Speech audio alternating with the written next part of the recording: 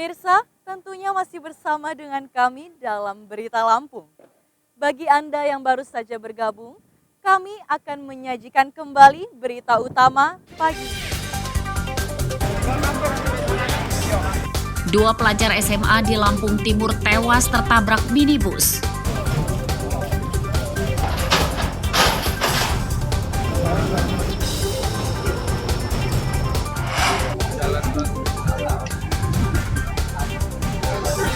Rumah seorang polisi di Tanjung Senang Bandar Lampung ludes terbakar.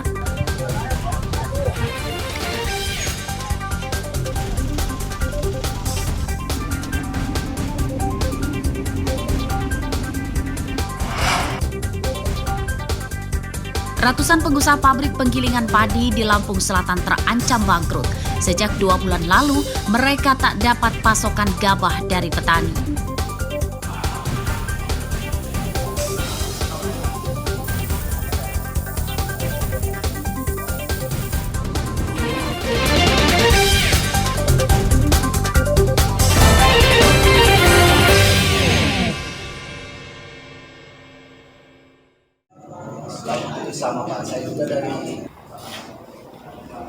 Ratusan pengusaha pabrik penggilingan padi di Lampung Selatan terancam bangkrut karena tidak mendapat pasokan padi dari petani. Di antaranya terlihat di pabrik penggilingan padi milik Rian di Kecamatan Palas. Sejak 2 bulan lalu, pabrik ini tidak beroperasi karena tidak mendapat pasokan padi. Para pekerjanya pun kini dirumahkan sementara.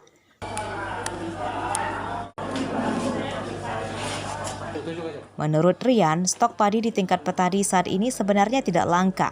Sebagian petani bahkan sedang panen raya.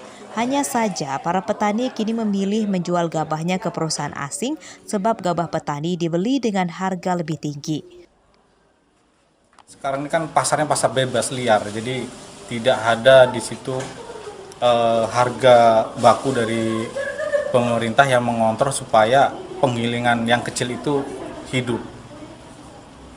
Kerugian sampai saat ini udah berapa ratus juta? Ya, total kerugian saya sekitar mungkin 60 juta ada saya. Dalam waktu berapa hari? 1 bulan ini. Karena kalau kita teruskan ya bisa lebih bahaya lagi posisi kami. Bisa. Banyaknya petani yang menjual padi ke perusahaan asing itu jadi salah satu penyebab utama harga beras kini melambung. Sebab pasokan beras dari pengusaha lokal menurun drastis. Data BPS surplus dari mana gitu loh. Karena 90% gabah di Lampung ini lari keluar daerah. Hari ini ada Wilmar di Oku. Semua Lampung Timur dari Indo Lampung yang tadi kirim sini, kirim semua ke sana. Nah, masa kita pengusaha kecil mau diadu dengan pengusaha besar yang nggak mampu kita? Artinya kita dimonopoli nih? Dimonopoli. Ya karena membeli dari petani langsung dibawa ke seberang dengan harga yang tinggi, tidak melalui agen-agen teman-teman seperti penggilingan padi, seperti itu. Terus apa ancaman yang akan dilakukan? Paling kita mencegat mobil-mobil itu kita bakar. Turun di jalan. Menurut pengusaha padi, kini sebagian besar lahan pertanian padi di Kecamatan Palas telah jadi mitra perusahaan asing. Strateginya mereka menjalin plasma atau mitra dengan petani lokal yang memberi bibit padi, pupuk, dan obat-obatan. Syarat plasma itu, para petani wajib menjual padi yang dipanen ke perusahaan yang memberi modal kepada petani itu. Petani pun tidak keberatan karena padi dibeli perusahaan dengan harga lebih tinggi dari harga pasaran. Asep Safullah melaporkan dari Lampung Selatan.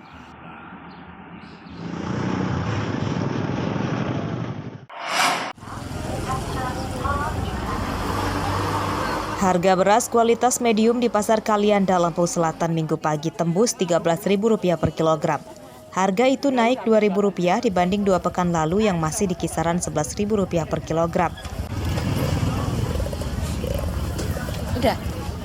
Naiknya harga beras membuat bingung pedagang sebab mereka banyak menerima keluhan dan protes dari pembeli. Harga beras medium Rp13.000 per kilogram kali ini terbilang tertinggi sejak beberapa tahun belakangan.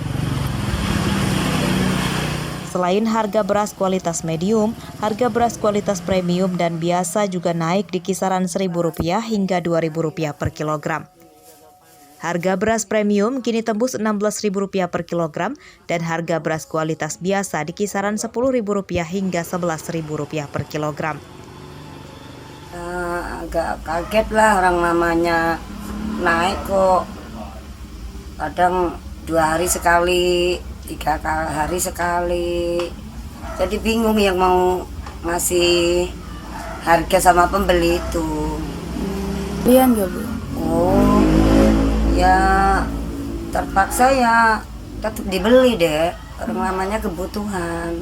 Kadang ada yang keliling dulu, ngecek harga dulu, nanti balik lagi itu. Sangat memberatkan lah bagi orang yang kita nggak punya penghasilan tetap mah Bu ya.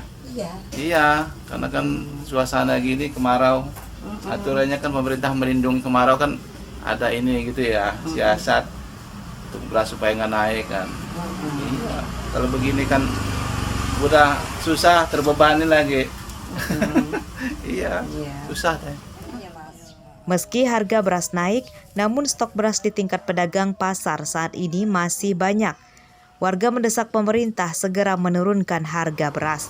Asep Saifullah melaporkan dari Lampung Selatan.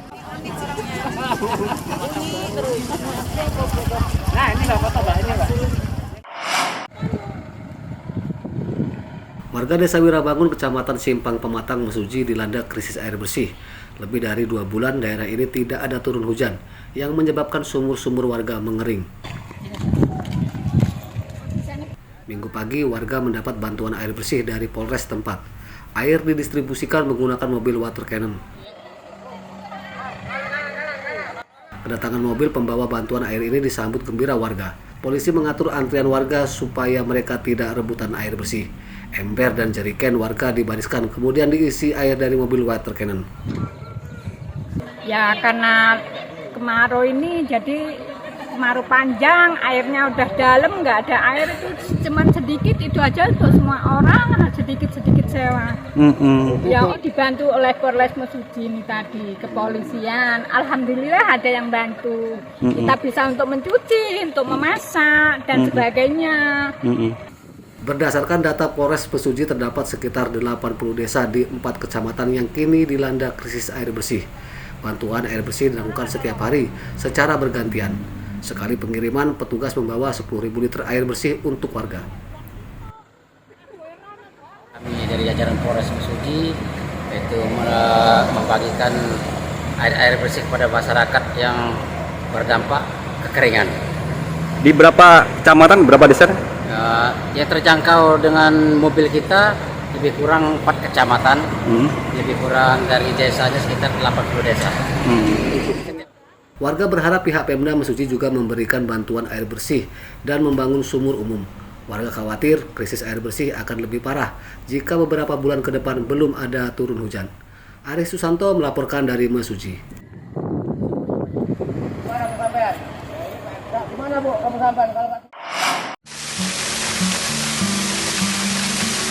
Kami ajak Anda melihat keindahan dan keunikan wisata alam di Lampung Barat. Air terjun Bagimo namanya.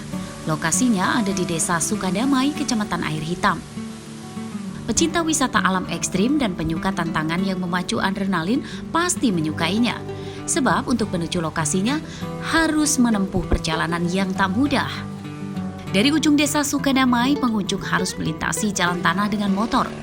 Perjalanan harus dilanjutkan dengan berjalan kaki melewati jalan setapak di tengah perkebunan kopi. Sampai di lokasi, lelahnya perjalanan itu akan terbayar lunas. Pengunjung disambut air terjun yang mirip tirai raksasa. Pengunjung bisa mandi di airnya yang jernih dan berfoto ria di bebatuan. Ya kan kebetulan tuh lihat-lihat di Instagram, di postingan itu ada ini lah. Jadi saya penasaran banget pengen ke sini dan kebetulan saya punya temennya di sini, jadi saya main ke sini.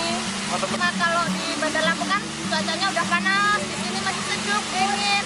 Pokoknya kalau main ke sini nggak akan rugi lah, pasti senang banget. Teman kalau yang mau ke sini atau saudara-saudara yang ke sini bawa minum sendiri ya, karena di sini belum ada tuh yang jualan minum, belum ada yang jualan makan. Jadi bawa makanan juga ke sini. Terus kalau buat bakar-bakar, buat acara makan-makan di sini enak banget. Selama ini sudah datang ke sini mungkin per hari ya rata-ratanya sekitar 30 sampai 50 orang. Kalau di hari-hari libur kita lebih, bahkan banyak pengunjung yang keluar dari Kabupaten Lampung Barat, dari Metro, Bandar Lampung, dan Jaya banyak sudah berikutnya di sini. Cuman kan belum dikelola pihak PON karena belum ada izin dari pihak taman. Dan harapan pihak PON supaya kecepatnya kita sudah mengajukan izin perizinan ke pihak Taman Nasional dan Wisata. Jadi namanya untuk segera memberi izin supaya bisa mengelola potensi wisata yang ada di sini. Pengunjung belum dikenai biaya tiket masuk. Pemerintah Desa Sukadamai akan mengelola wisata air terjun yang berada dalam Taman Nasional Bukit Barisan Selatan ini secara profesional dengan tidak mengubah kealamiannya. Rosandi melaporkan dari Lampung Barat.